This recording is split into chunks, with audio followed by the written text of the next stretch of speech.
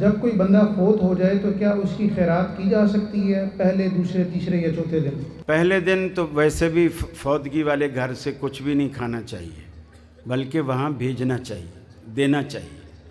اور دوسری بات یہ ہے کہ دوسرے تیسرے دن بھی میت والے گھر میں لوگ کھانا ہمسائے اڑوس پڑوس والے پکا کر دے دیں،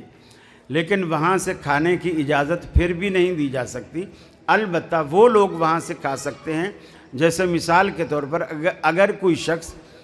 خانپور میں فوت ہوا ہے اور ان کے رشتہ دار